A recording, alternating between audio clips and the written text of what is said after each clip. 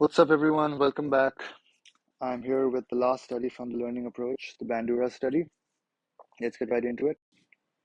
Now, for the background of this study, there's not much to it except for this concept of social learning.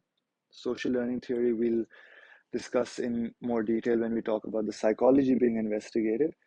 But in very simple terms, social learning refers to learning from others around you.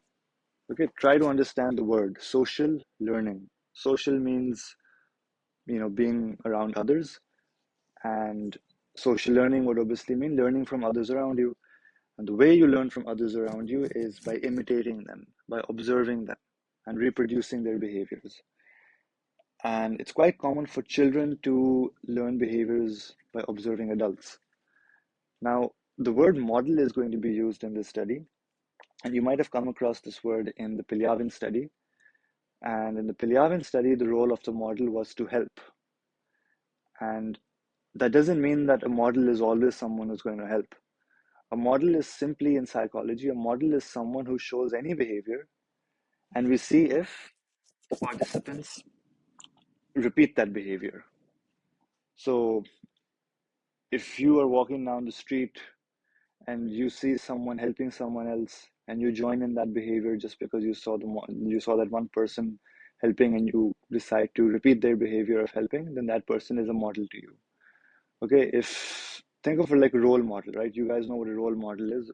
A role model is someone who you're inspired by, someone who you try to act like. So when you imitate someone's behavior, when you try to reproduce someone's behavior, that person is essentially a model to you. In this study, the model will be someone who will be behaving aggressively, an adult who will be behaving aggressively. And we see if the children will observe this aggressive adult and learn and repeat that aggressive behavior that they see this model displaying. Now, previous studies have shown that children readily imitate a model while the model is present. So this means that if a child is likely to see a model, someone, let's say an adult, behaving a certain way in front of them, they are likely to learn their behavior, imitate their behavior, and reproduce that behavior immediately while the model is present. So if a child sees an adult behaving aggressively, previous studies have shown that that child is likely to learn aggression by copying that model behaving aggressively, showing that same aggressive behavior by immediately repeating that behavior that they've seen in the presence of the model. Now, Bandura's study is different from these previous studies in two ways. And the question has been asked on this previously. The question was, previous studies have shown that children readily imitate a model while the model is present. What are two ways the Bandura study is different from this? So I'll repeat. Previous studies have shown that children readily imitate the behavior of a model while the model is present. What are two ways the Bandura study is different from this? And the answer to this is that the children are not going to readily imitate the behavior, which means they're not going to show immediate imitation of the behavior. They will observe the behavior of a model, they will learn the behavior of the model, but they'll show a delayed imitation of the behavior, not an immediate one, which means there will be a bit of time that passes by before they actually reproduce the behavior that they saw the model displaying. So that is one way the Bandura study is different from these previous studies, that it is delayed imitation, not immediate. And the second way it is different is that the model is not going to be present when they reproduce this behavior. So in previous studies, they displayed the behavior immediately in front of the model. In Bandura's study, there will be delayed imitation and the model will not be present. So early on in the procedure, they'll see the model, and later on in the procedure, they'll repeat that behavior in the absence of the model. So that's pretty much what you need to know for this study, for the background. It brings us to the psychology being investigated, the social learning theory, like I said. is a theory that states that people learn behaviors through imitation and observation of others. And the others that we're referring to over here is the model. Now, in order for the model's behavior to be effectively copied and as a result um, learned by others, there are four conditions for effective modeling. So if a model's behavior is going to be copied and if a person is going to learn that behavior, then there are four conditions they have to go through. And these are attention, retention, reproduction, and motivation. If a 4 or 5 mark question comes on the psychology being investigated of this study, you describe what the social learning theory is, and then you go on to describe that there are four conditions for effective modeling, and then you describe each of these four. Attention refers to observing the behavior of the model. So if a child is observing a model behaving aggressively, an adult behaving aggressively, this phase is referred to as attention, simply observing the behavior. Retention means to retain or remember the behavior that they saw. So the attention is observing, retention is remembering that behavior you observed. Reproduction is imitating and reproducing the behavior that you saw and that you remembered. And motivation is if the individual believes that they will be rewarded, or if they feel that they're going to get some benefit out of displaying this behavior that they're reproducing of the model, they will continue displaying it more and more. So through that, they're learning that this is a behavior I can show more of because I'm always getting some benefit out of it. However, if there isn't any benefit that they're getting, they are less likely to learn that behavior and they're less likely to reproduce that behavior. So if there's any motivation to them for displaying the behavior in the form of any reward or benefit, they're more likely to reproduce it. Take, for example, a child. They are paying attention to the behavior of an aggressive adult. They remember it. Later on, they reproduce it in front of their parents. They want ice cream. They start behaving aggressively. They end up getting what they want. For them, it's a reward. They've learned, okay, I can get what I want by behaving aggressively. This is pretty cool. I'll just repeat this more and more. I'm just going to benefit from it. The moment they get punished for this aggressive behavior, they'll stop reproducing it, or at least the frequency of the aggression will reduce. So, this is the psychology being investigated of the study. The aim of the study is simply to see whether children would learn aggression through observation and imitation of an adult. Okay, so in you can consider this as testing the social learning theory. We're testing if children will support the social learning theory by observing aggression, by imitating, and will they learn aggression by observing and imitating an aggressive adult or an aggressive model? Now, there are four predictions of the results of this study, and these are pretty straightforward. One prediction or one hypothesis is so before we go into this hypothesis, let me explain a little bit about the procedure because we need to understand what is going to be going on in this study in order for us to understand these hypotheses. So the participants of the study are children, and they're going to be exposed to various conditions. And these different conditions are conditions of a model, of an adult. Some children might be exposed to an adult who will be behaving aggressively. Others will be exposed to an adult who will be behaving non-aggressively. Now, the adult who will be behaving aggressively or non-aggressively can be either a male or a female.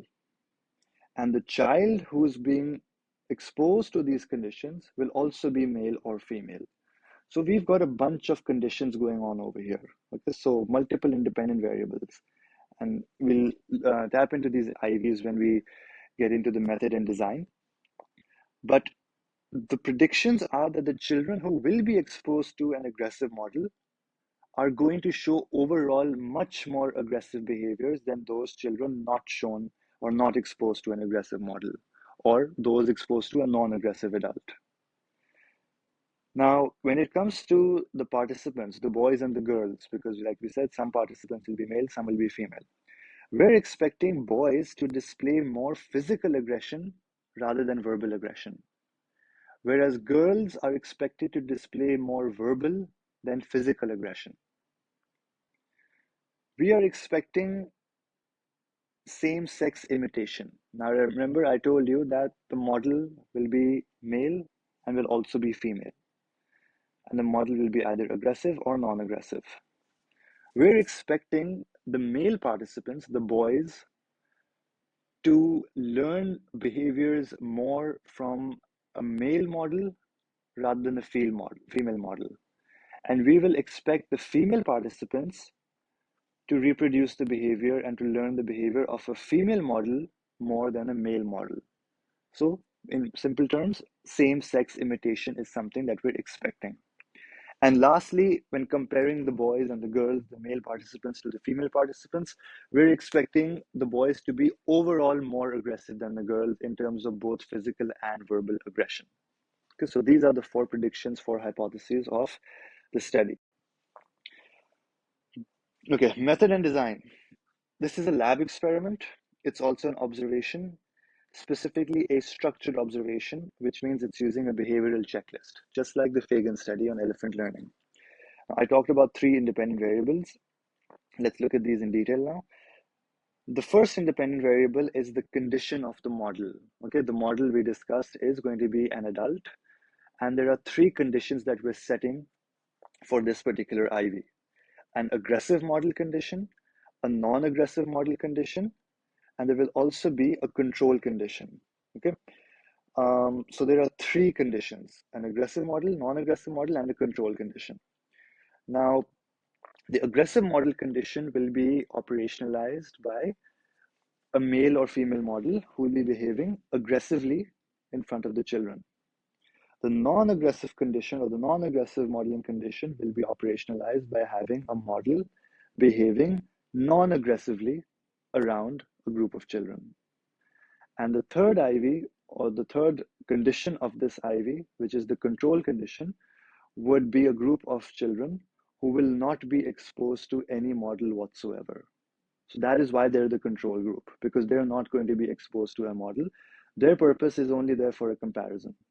They're the ones who technically should not be learning any behaviors, non-aggression, aggression, neither, because they're not being exposed to an adult at all. So there is no modeling, there is no social learning happening for the control group.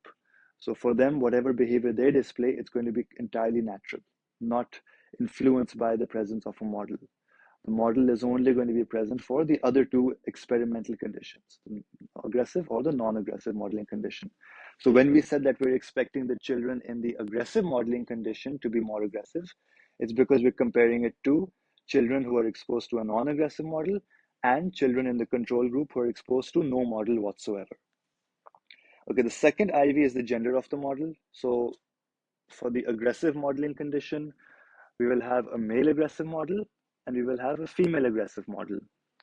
Similarly, for the non-aggressive condition, we will have a male non-aggressive model and a female non-aggressive model.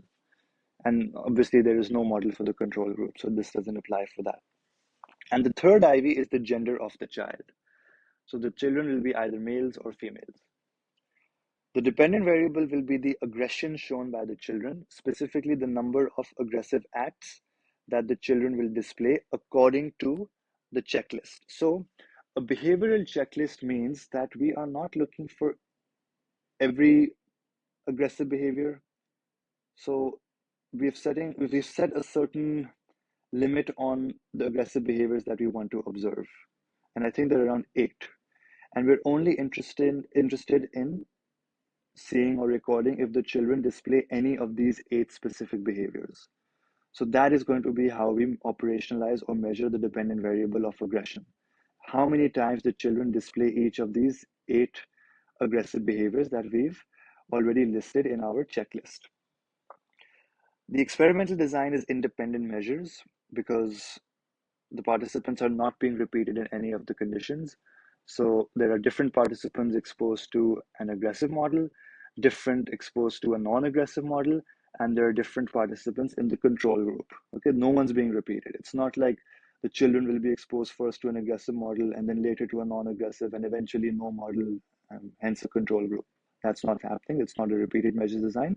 three completely different independent groups exposed to three different levels of the IV.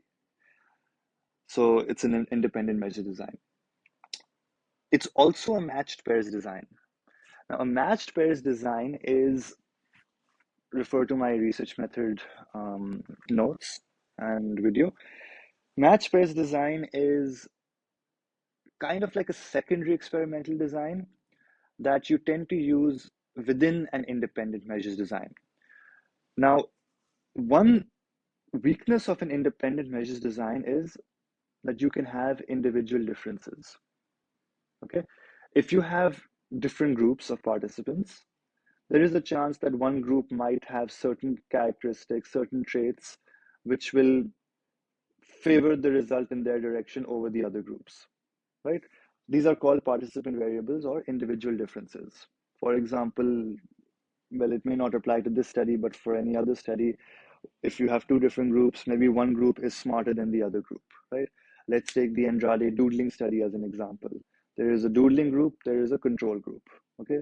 Independent measure design, two separate groups exposed to two different levels of the IV.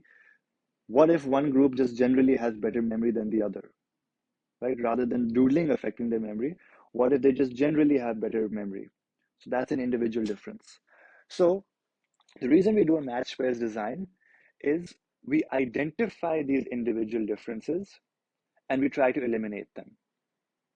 So in a way, a matched pairs design is kind of like a control.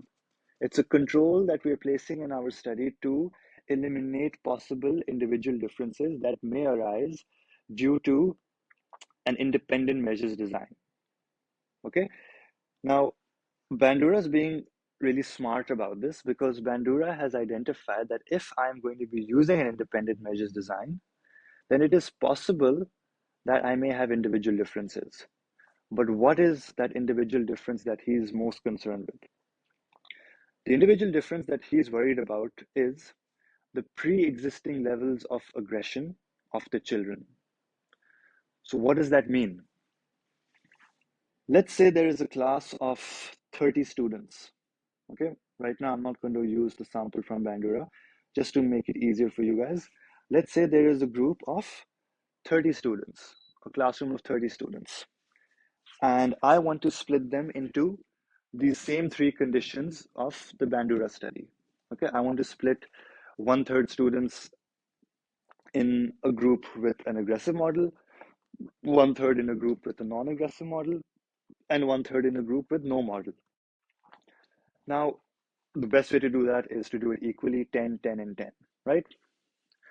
If I randomly allocate 10 participants to the aggressive condition, 10 to the non-aggressive condition, and 10 to the control condition, one problem that could arise is, what if by doing it randomly, I accidentally end up or mistakenly end up placing the most aggressive kids, the most naturally aggressive kids in the aggressive condition. So the 10 who I end up putting in the aggressive condition, who will be exposed to an aggressive model, what if from those 10, 8 of them are already naturally very aggressive children? The problem with that is these 8 to 9 kids who are naturally very aggressive, they're being exposed to an aggressive model. They are going to show aggression either way, whether they're shown an aggressive model or not. Why? Because they are naturally very aggressive kids. So if they are showing aggression in my study, I cannot say that they've learned it by observing the aggressive model. For all I know, they're just probably showing their natural levels of aggression. So that is going to be a problem. That is an individual difference because their natural personality is such that they're very aggressive. So maybe they haven't learned it from the model. Maybe they're just showing their natural levels of aggression. So for that reason, I need to look at these 30 kids and I need to see who is naturally aggressive and who is naturally not aggressive. And then I can split them into these three groups evenly. So let's say from the 30 kids, around 15 of them I can rate as being naturally very aggressive, and 15 of them I can rate as being naturally non aggressive. So now instead of randomly allocating them to the three groups, I can allocate them on the basis of their natural or pre-existing aggression levels. So I've got 15 kids who are naturally aggressive, 15 who are naturally non-aggressive. I can put 5 naturally aggressive and 5 naturally non-aggressive in one group, in the aggressive model group. Then I can take another 5 naturally aggressive and another 5 naturally non-aggressive, and I can put them in the non-aggressive group, and the remaining 5 aggressive, 5 non-aggressive, I can place them in the control group.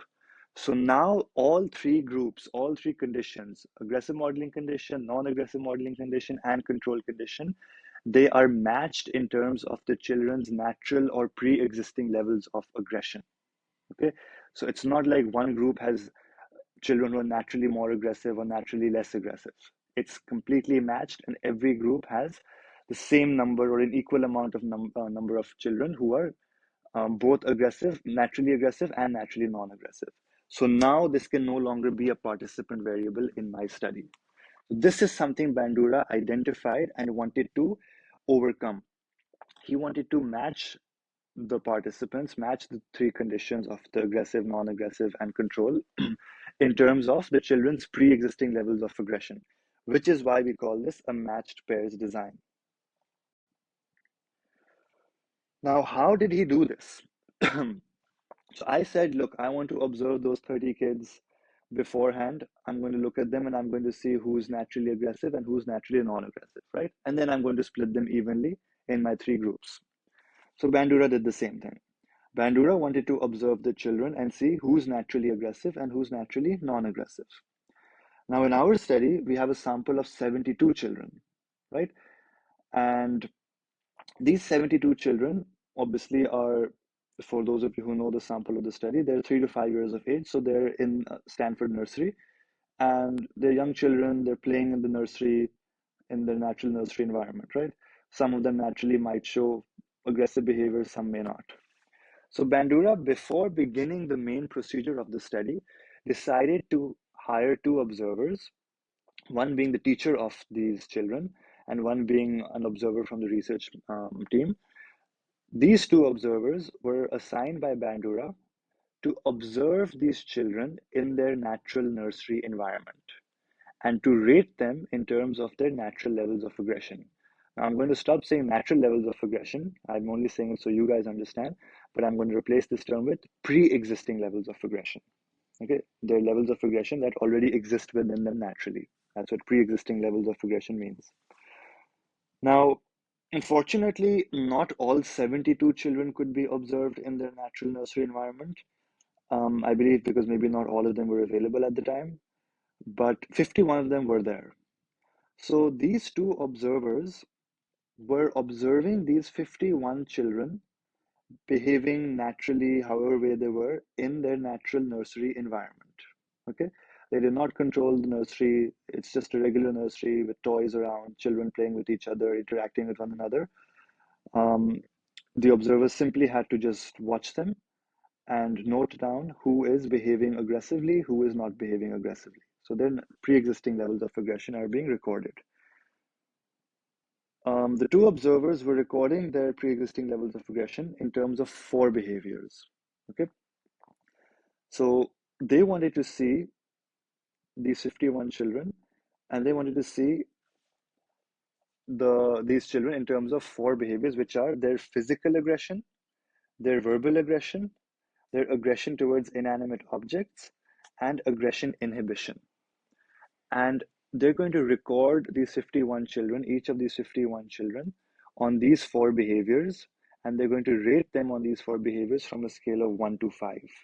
1 being not at all, 5 being very much. So we call this a 4-5 point scale because there are 4 behaviors you're observing, and we're rating each of them on a 5 point scale from 1 to 5. So we're observing these children, they're behaving, and we're going to note down how physically aggressive they are from 1 to 5, how much verbal aggression they're displaying from 1 to 5, their aggression towards inanimate objects from 1 to 5. Inanimate objects are objects that are non living, like toys, furniture, etc. And we're going to rate their aggression inhibition from 1 to 5. Inhibition means to stop yourself from doing something. So aggression inhibition means how well they're able to control or stop themselves from displaying aggression.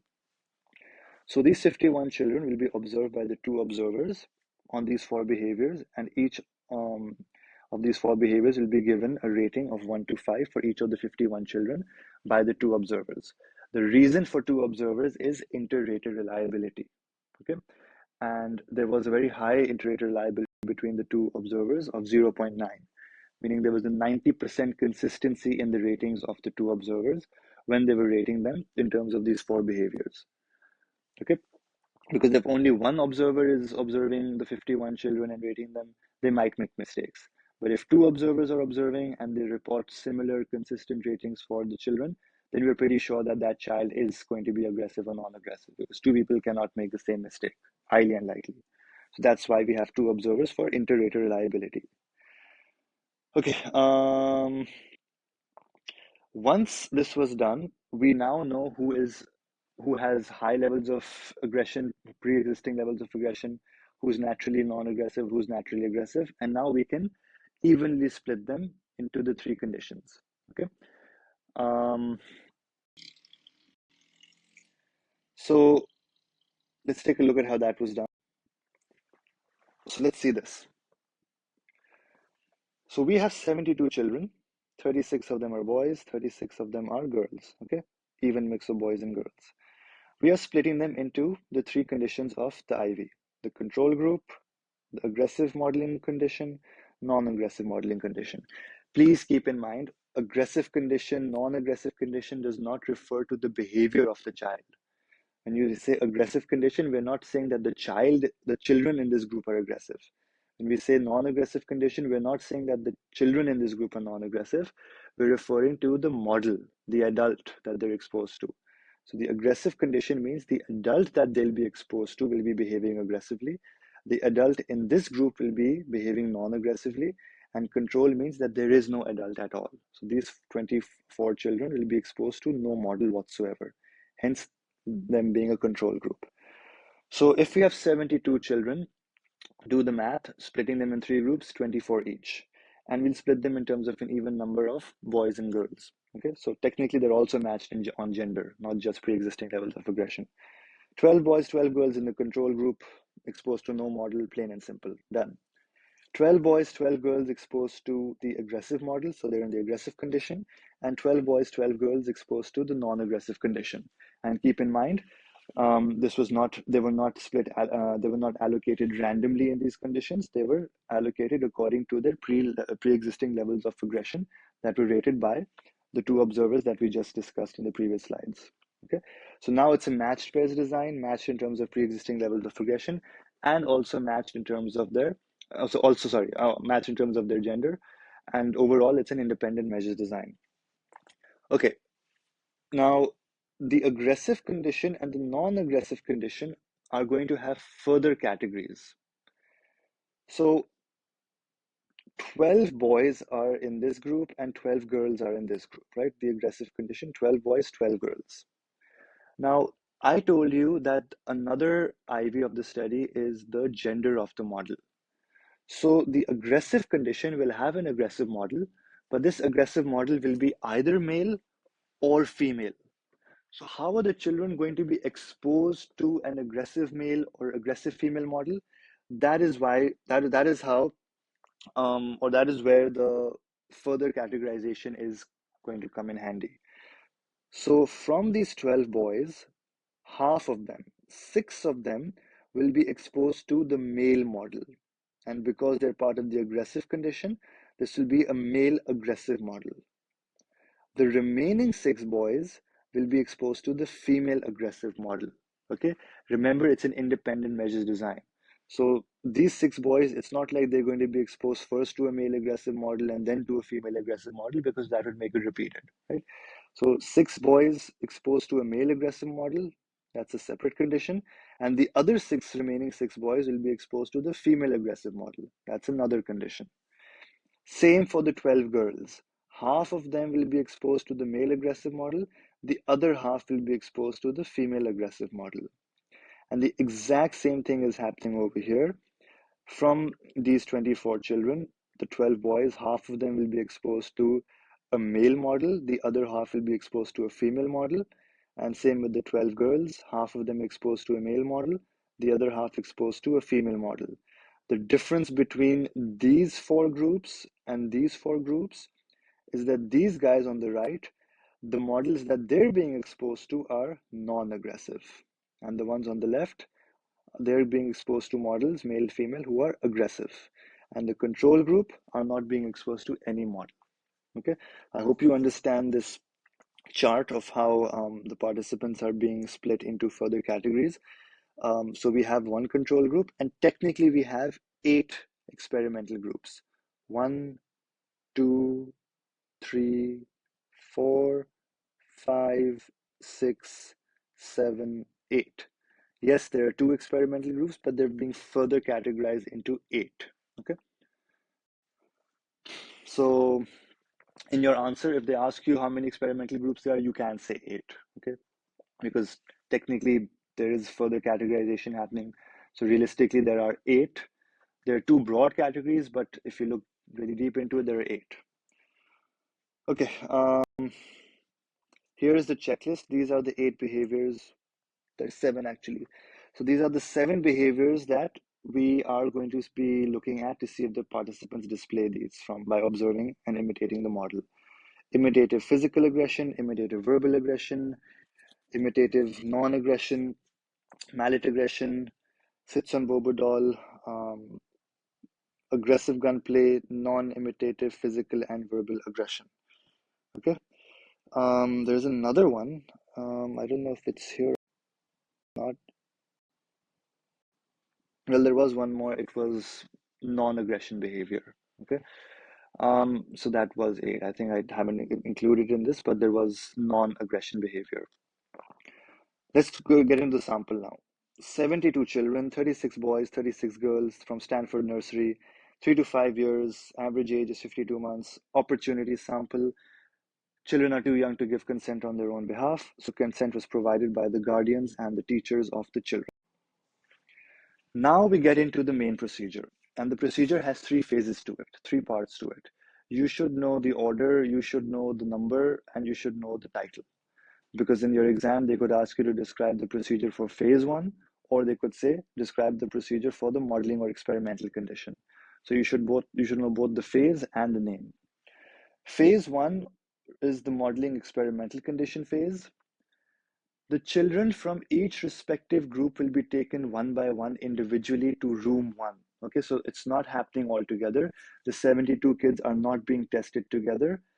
There are going to be 72 different trials. Okay, just like in Milgram, there were 40 participants, but all 40 were not tested together. There were 40 individual trials. So similarly, over here, each child will be tested individually.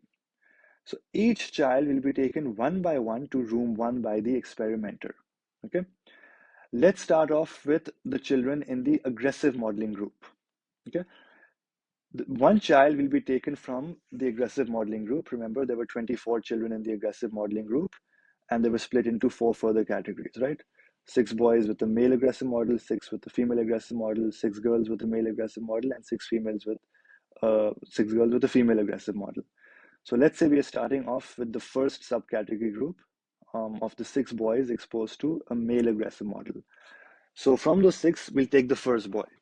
That first boy will be taken into room 1 by the experimenter.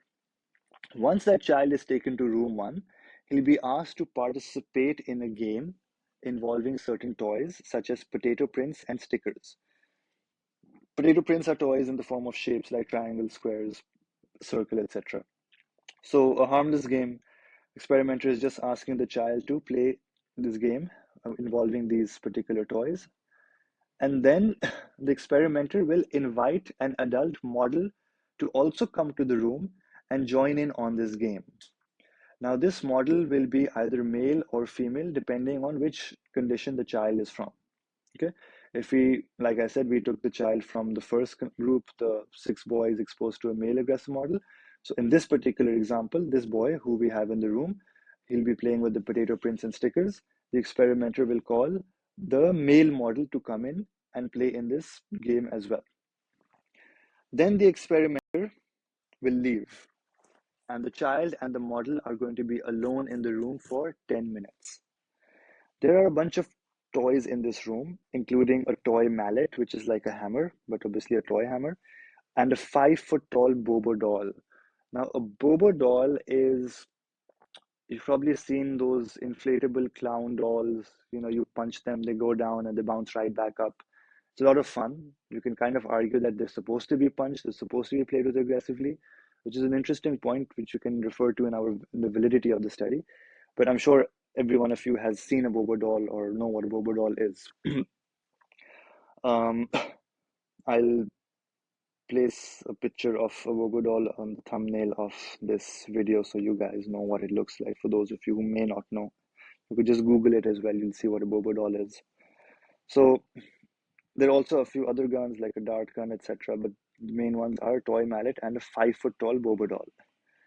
Now, if the child is from the aggressive condition, and let's say it's a male model that the child is exposed to, this male model will start displaying physical and verbal aggression towards these toys. And the behavior that they'll display is going to be highly standardized and controlled. So every single child exposed to a male or female aggressive model will be shown or will be observing the model behaving the exact same way in each of these conditions. Okay, so the behavior that the model has been instructed to display by the experimenter has to be standardized. Okay, so that's a control.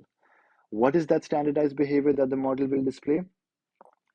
Physical aggression, for example, taking the Bobo doll. So now this model is basically, he's going to stop playing with those potato prints and stickers, and he's going to focus his attention on these other toys like the Bobo doll and the mallet, and he's going to start playing aggressively with that. So an example of physical aggression that he'll show is, he will take the Bobo doll, throw it up in the air, sit on it, and punch it on the nose or on the face. Okay, that's a very specific example of physical aggression that the model will be displaying. Another example is taking the mallet and hitting the Bobo doll on the head. Now, while he's doing this, he will also be displaying some verbal aggression. And by verbal aggression, he'll be saying some aggressive statements such as pow or sock him in the nose.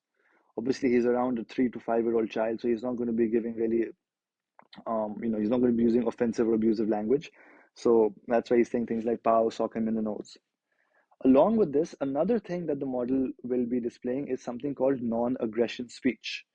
So these are just some common statements that will be made by the model, but they're not considered verbal aggression speech. Okay, it's not verbal aggression that he's displaying. But again, the non-aggression speech statements will also be standardized. So all aggressive models will be using these same words.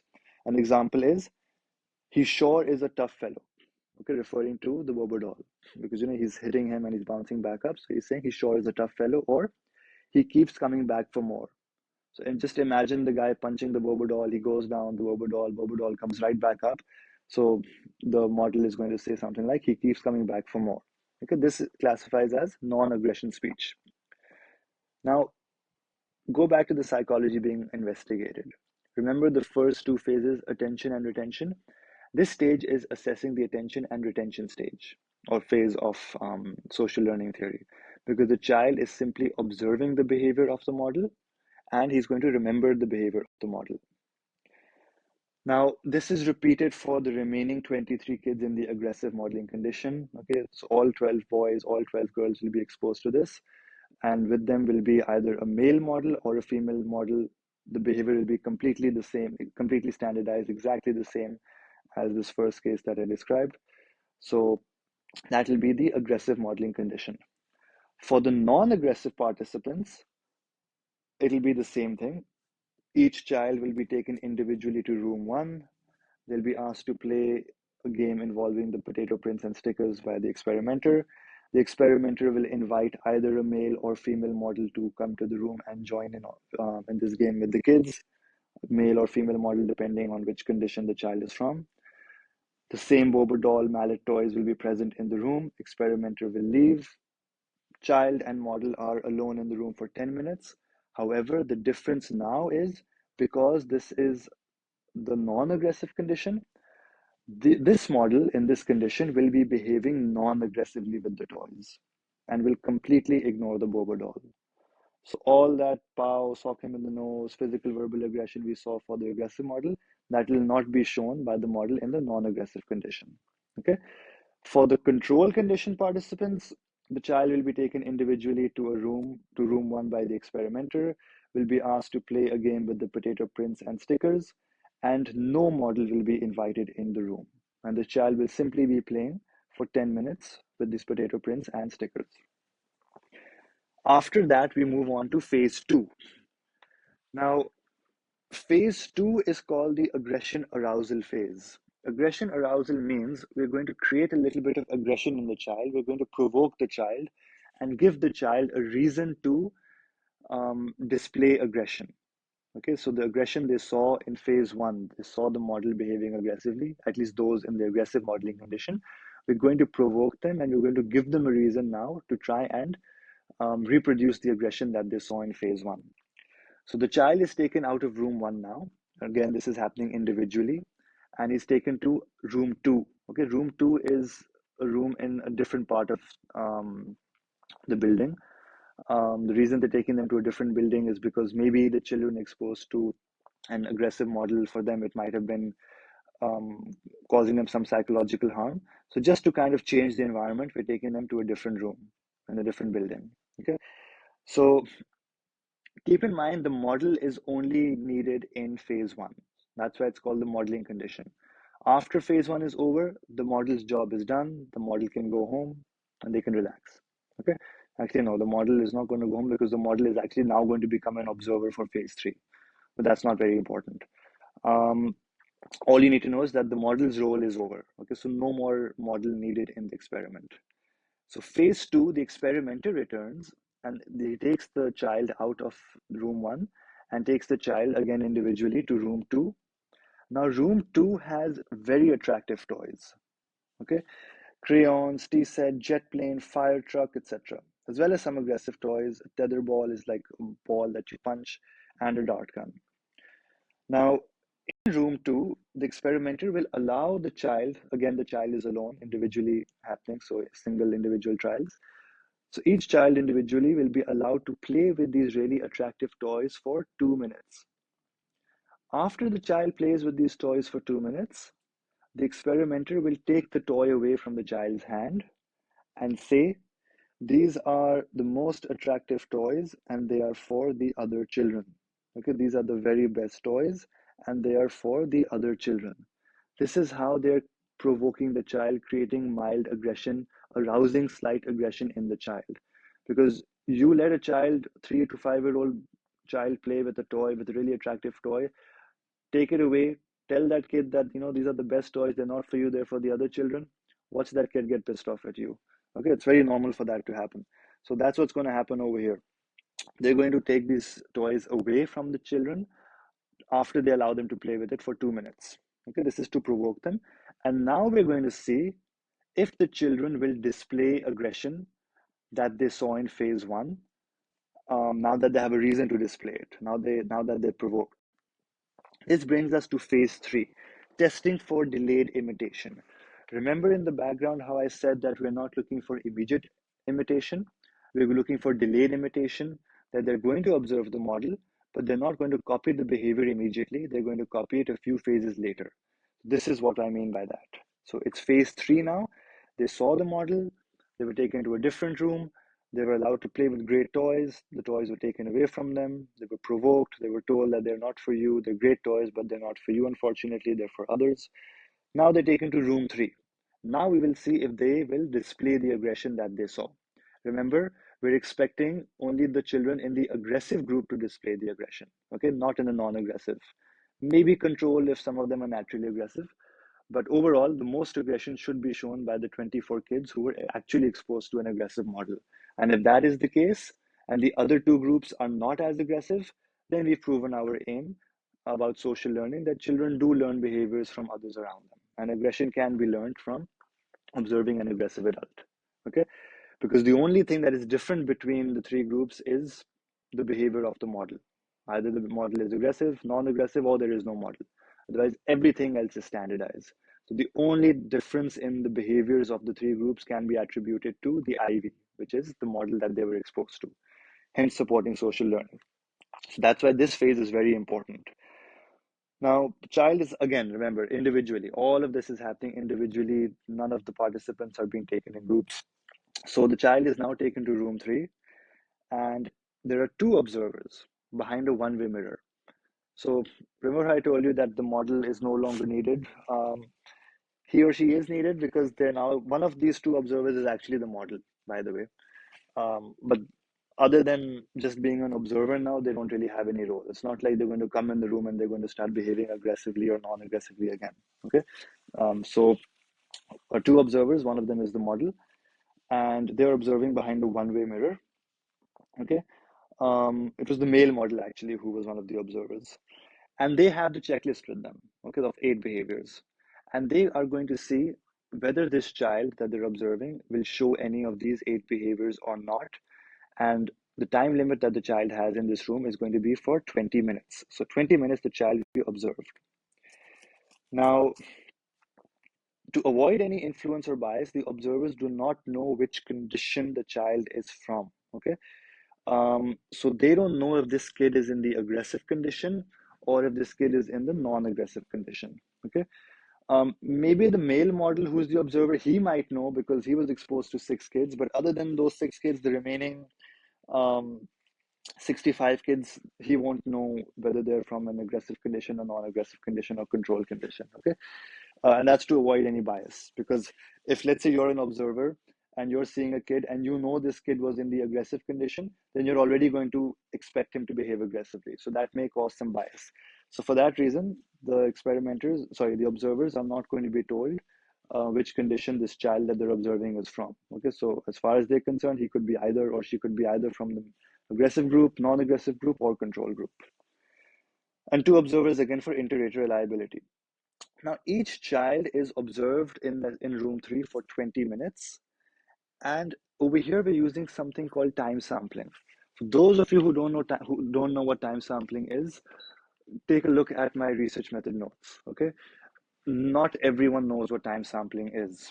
Very few people know what time sampling is. I don't know why. Not many teachers cover this concept. It is important. It's used in observational studies. It's simply a way of observing or recording observations in an observational study. Okay, it's a way of recording behaviors in an observation. And the idea behind time sampling is you set a certain time limit and you record the behavior of the participants after a certain interval, or you set certain intervals, and within those intervals you record the time, you record the behaviors. So for example, over here we've set a total of 20 minutes, and the researchers are going to be, the observers have been told to note down, to record the behavior of the child they're observing after every 5-second interval. Okay, so this is a form of time sampling. This particular type of time sampling is called instantaneous scan. So over here, there's a total of 20 minutes. The child is in the room, and after every 5 seconds, the observers will be noting down if the child has shown any of those 8 behaviors that are there on the checklist. Every 5 seconds, they'll just be noting down an observation. They'll just be recording any behavior that they think the child is showing or not showing. Okay, so if you do the math, 20 minutes is 1200 seconds. They're noting down a behavior after every 5 seconds. So 5 seconds, they've recorded one behavior. Another 5 seconds, they've noted down the second behavior. After third 5 seconds, third behavior, all the way for 1200 seconds. So that gives you a total of 240 observations for each child. Okay, so 240 recordings of the behavior for each child during this 20-minute period. Okay, in this room are a bunch of toys, including the aggressive toys, Dartgun, mallet, and now a 3-foot tall Bobo doll. In the modeling condition phase, there was a 5-foot tall Bobo doll because the adult was going to be playing with the Bobo doll. So it had to be a Bobo doll that was at an appropriate height for the model. But now, because now the children are being tested for aggression, we're going to be seeing if they're going to be behaving aggressively with these toys. So we have to have a Bobo doll for their height, which is why there's no longer a 5 foot tall Bobo doll. There is a 3 foot tall Bobo doll. Okay. There are a bunch of controls in this study. The behavior of the aggressive male-female model is always the same. The behavior of the non-aggressive male-female model is always the same. The toys in each respective room was always the same for all the children. The individual differences of pre-existing levels of aggression were also controlled to make it more valid. Okay, now let's talk about the results. Now, let's see if the hypothesis, the predictions that we saw earlier on were even met or not. So remember, one of the predictions was that we think the children exposed to the aggressive model will be overall more aggressive than the other two conditions. And the first result is showing just that. Children exposed to an aggressive model showed more aggressive behavior than children exposed to a non-aggressive model or the control group. Okay. Now, we wanted to see if there is same-sex imitation. Girls were more likely to imitate physical aggression of a male model rather than a female model. Girls were more likely to imitate verbal aggression of a female model rather than a male model. Boys were more likely to imitate physical and verbal aggression of a male model rather than a female model. So, to quite an extent, there is same sex imitation. Okay, the boys are copying the male model more than the female model for both physical aggression and verbal aggression. So those 6 boys who were exposed to a male model, they were more likely to copy the male model's physical and verbal aggression compared to those 6 boys who were exposed to a female model. And when it came to the female participants, the girls who were exposed to a female model, they were more likely to imitate the female model than the male model, but only for verbal aggression, not for physical aggression. So if you are, let's take yourself as an example. Take you and your friend. If you're a female, take another female friend of yours. Imagine yourself being exposed to a male model and imagine your friend being exposed to a female model. Okay, both of you are girls. You are exposed to a male model. You are more likely to copy the male model's physical behavior, but not verbal behavior. Whereas your friend is more likely to copy the female model that she's exposed to, her verbal aggression rather than physical aggression. So why is that? Why are the female participants showing same-sex imitation but only for verbal aggression and not for physical aggression? Why are the female participants more likely to copy physical aggression with a male model and not a female model? The reason for that is physical aggression is not commonly associated with females. Verbal aggression you can still understand, but physical aggression not so much.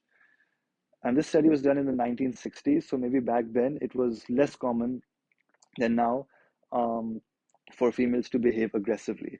In fact, one of the participants even made a comment saying this is not the way for a lady to behave when they saw her behaving aggressively, showing physical aggression.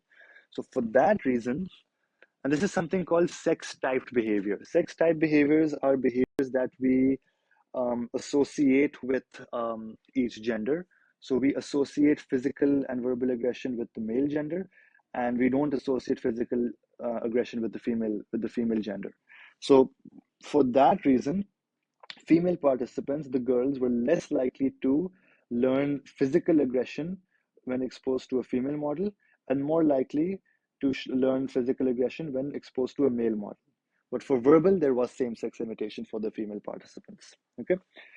Um, Girls and boys both showed more instances of mallet aggression, punching the Bobo doll, and aggressive gunplay with the male aggressive model rather than the female aggressive model. Again, going back to the same point about um, physical aggression being copied more for a male model than a female model.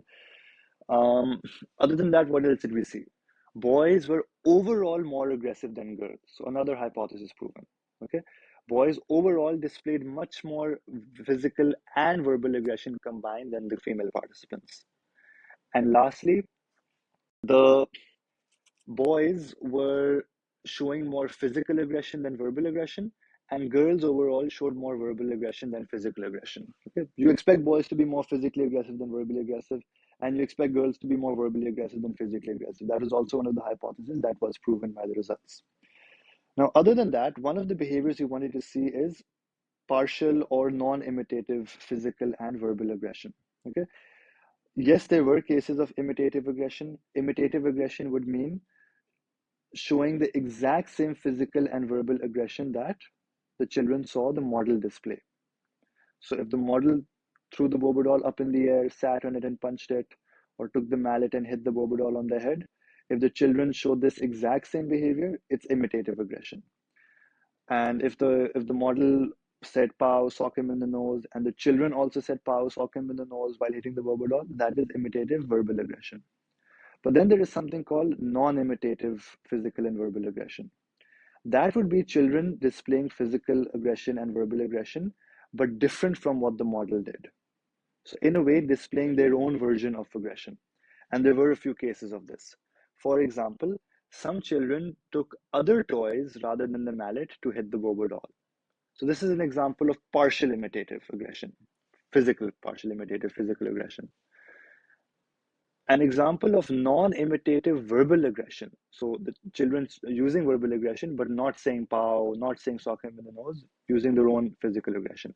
An example of this was one kid said, shoot the Bobo. Another is kill him. Another is cut him. So they were getting really violent with the Bobo doll, with what they were saying.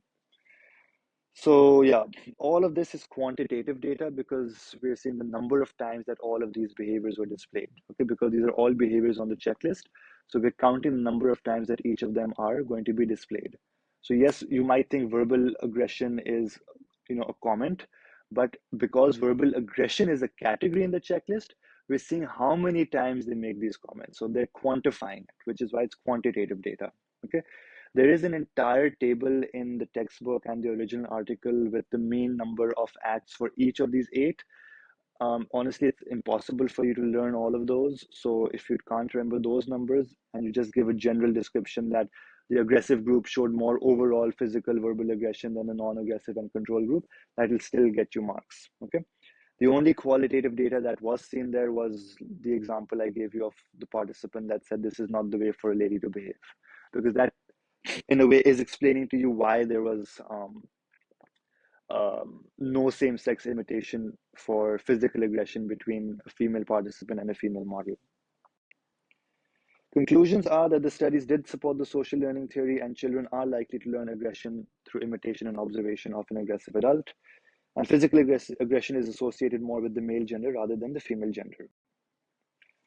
Now, for the individual situational debate, the study is going to be favoring the situational side. Why? Because you're in a situation where you're exposed to either an aggressive model, non-aggressive model, or no model. Those children who were in a situation where they were exposed to an aggressive model were the ones who showed the most aggression. And those who were in a situation where they were exposed to no model or a non-aggressive model showed very few instances of aggression. So therefore, it is clearly the situation that they're in that is affecting their aggression. However, the individual side can also be supported. How so? There were some, very few, but there were some cases in the control and the non-aggressive group of children who did display aggression, although they weren't supposed to, especially those in the non-aggressive group, right? There are children in the non-aggressive group, they're not exposed to any physical aggression or verbal aggression, but there was still a couple who did show aggression. Same with the control group. They were not exposed to any aggressive model. They weren't exposed to any model in the first place, but some of them still showed aggression. So the reason these kids are showing aggression, even though they're not exposed to an aggressive model, is because it was their natural aggression that they were displaying. These kids are naturally aggressive. Their personality is such that they're aggressive children.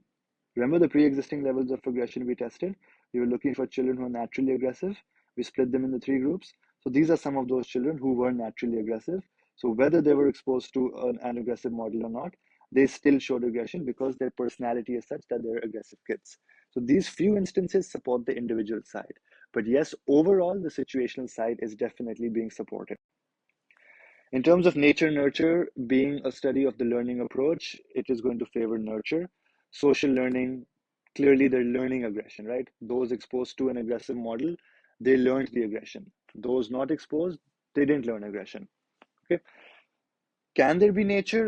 Maybe a little bit. Like I said, the children who were not exposed to an aggressive model, some of them did show aggression, very few, but yes, there were some who showed aggression. And maybe because they are just naturally aggressive. Okay, they are naturally, maybe they were born that way, maybe because of their upbringing, maybe because of some genetic factors or biochemical factors or whatever, any innate quality about them, any innate reason or characteristic that might have caused them to just naturally be aggressive. Okay, so, but overall, it's definitely favoring the nurture side. Quite a few applications of the study don't expose children to domestic violence, don't expose them to violence on television, wrestling, for example, because they're likely to learn that, right? I'm pretty sure most of us are guilty of watching wrestling on TV as when we were younger, and then trying those moves on our younger siblings or cousins. So, we learn that, parents should not expose their children to aggression either in front of them at home or even on TV, because children can very easily, as shown by the study, learn that behavior. Instead, let's expose them to more positive behaviors, helping behavior, altruism, so that they can learn those behaviors and reproduce those in society. Use of children in psychological research. Children under the age of 16 cannot give consent on their own behalf, so consent was provided by the guardians and teachers. Ethics should be maintained, and they should be fully aware of what they have to take part in. Try not to cause any psychological distress. However, I don't think that was maintained because children were exposed to aggression. The state of mind that they came in and the state of mind they're leaving in is not the same. You're literally teaching them aggression. You're exposing them to an aggressive environment. So, um, in that sense, they were not protected from psychological harm, but it does help us understand the psychology of children and how they are very easy to, I wouldn't say manipulate, but how easily they can learn behaviors from adults. So we should be very careful about the behaviors that we display around them. Evaluation. Reliability, definitely a strength. Lab experiment, high levels of controls. Give any examples of the controls, and you can say that this makes the procedure standardized. Easy to replicate for reliability. There's also very high inter-rater reliability because there were two observers and they displayed very consistent ratings for their observations of the children. Validity of the strength, the pre-existing levels of progression were maintained, were controlled so that there are no individual differences. However, remember how I said a bobo doll is supposed to be punched? So you can make that argument that maybe, whether you're learning aggression or not, if anyone sees a bobo doll, it's just natural for them to want to punch it because it's supposed to be punched. So are they really learning aggression, or is this something that is, is it a toy that they've been exposed to that they're meant to be playing with aggressively? But it's not a very strong point to use as a weakness for validity. So I would use validity more as a strength than a weakness. Generalizability is a weakness, however, because there are only 72 children and they're all from the same class, same Stanford nursery. They're all of a particular age range. So, because they're all from Stanford nursery, they might have certain similarities. Not very representative, cannot apply to children of other nurseries, to older children, or even to adults. So, generalizability is a weakness. Ecological validity is also a weakness because, so yeah, about the validity point, if let's say in paper two, they ask you one way that the study lacks validity, you can talk about the point that we saw on the earlier slide, or you can even talk about how it's low in ecological validity. That will be counted as correct. Ecological validity is a weakness because it's being conducted in a highly controlled and artificial setting of a lab. And mundane realism, which refers to how real the task is to an everyday life situation, is also low because in real life, children are not exposed to adults who behave aggressively with children's toys, right? If anything, an adult would stop a child from behaving aggressively. But over here, these adults are displaying aggression by using children's toys. So they're showing aggression towards children's toys, which is not something you see every day. So it's low in mundane realism as well. Ethics, a bit of both strength and weakness. There is consent from the parents and guardians. Identities of the children were kept confidential, so confidentiality is maintained. However, they were not protected from harm. because they're being taught aggression. They were exposed to a very aggressive environment, so there is psychological distress being caused to them. There was deception because they didn't know they were being observed, and they thought that the model is actually, behaving aggressively. They didn't know that they're just pretending to behave aggressively. You can even argue that there's no right to withdraw. Structured observation, the strength of using a structured observation is that you have a standardized checklist that you can replicate in future studies to test for reliability. You're counting the number of times that each of the behaviors on the checklist are displayed, so it's giving you quantitative data. But at the same time, any other behavior outside the checklist which could be important, you're ignoring. You're only sticking to observing and recording behaviors that are strictly on your checklist, not any other behavior. So if the child showed any other important behavior, you're likely to ignore it, which could potentially be very important behavior that helps us learn more about children and how they learn aggression from others. So that could lower validity. It's an independent measure design. The strength of an independent measure design are that there will be no order effects. Because if the child is being first exposed to a male, so let's say an aggressive model, and then a non-aggressive model, then eventually they might just show demand characteristics, practice effects, order effects. So the fact that they're only taking part in one condition means that there will not be any order effects, which increases the validity. One weakness of an independent measure design is that because there are different participants in different groups, there can be individual differences. However, that does not apply to this study because it used a matched pairs design, and as a result of using a matched pairs design, the individual differences of the pre-existing levels of progression were controlled, further increasing the validity of the study. And lastly, the data of the study is quantitative, which is objective, numerical. You can compare the results of the different groups, and by comparing them, you learn about social learning theory and how to support it in the study. The only weakness is, again, not a very strong point for weakness, but if you have to use it, if they specifically ask you, then only mention it. Not enough qualitative data, just a little bit. That one comment made by the participant who said, this is not the way for a lady to behave. So with that, we are done with another study, the 11th one. I will hopefully return soon with the Dement-Gleichmann study. It's the last one, and then I will just be posting more content on helping you, just to help you guys with the upcoming exams, and I will try to post some A2 content as well. Do join my WhatsApp group. Will be very, very beneficial to you. I will share my notes with you guys there as well. Anything else I need to tell you? I will be conducting, for those of you who are seeing this right now before your April exam 2024, I'm going to be conducting some online sessions, just charging a very small fee. It's like a crash course, 15 online sessions in which I'll be covering the entire syllabus of AS, all studies, practicing some P1, P2 questions as well, beginning from the first week of March till mid-April. So those of you who are interested, please reach out to me. My details are mentioned on the very first slide. And again, like I said, join the WhatsApp group. The link will be in the description. So hope you guys understand. If anyone has any questions, please feel free to reach out to me. Until next time, take care of yourselves. Bye-bye.